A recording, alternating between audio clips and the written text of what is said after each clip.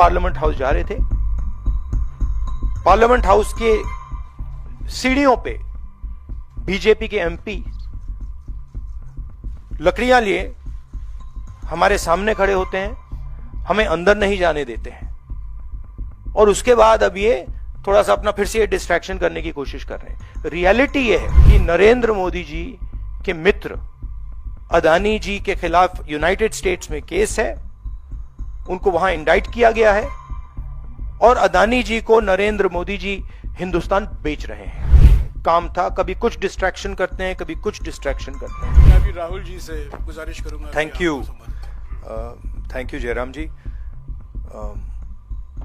Main issue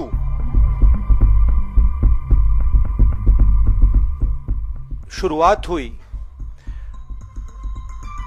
parliament से कुछ दिन पहले। अदानी जी का वो यूएस में केस आया, और पूरे टाइम बीजेपी ने उस पर डिस्कशन रोकने की कोशिश की, और बीजेपी की बेसिक स्ट्रैटेजी थी कि ये अदानी का जो मामला है इसकी कोई चर्चा ना हो, इसका कोई डिस्कशन ना हो, ये दब जाए। और शुरुआत में इन्होंने ये फुल टाइम इनका काम था, कभी कुछ डिस्ट्रैक्शन करते हैं, कभी कुछ डिस्ट्रैक्शन करते हैं।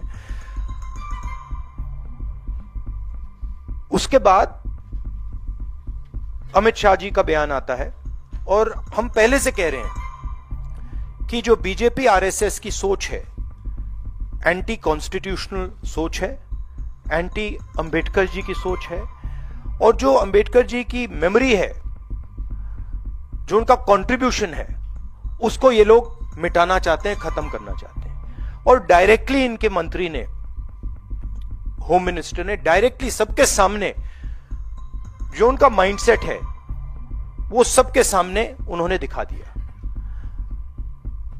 हमने कहा कि अपॉलॉजी होनी चाहिए और उनको रिजाइन करना चाहिए, नहीं किया, और आज फिर से इन्होंने एक नया डिस्ट्रैक्शन शुरू किया है। हम अंबेडकर जी की स्टैचू से सारे एमपी शांति से पार्लियामेंट हाउस जा रहे थे।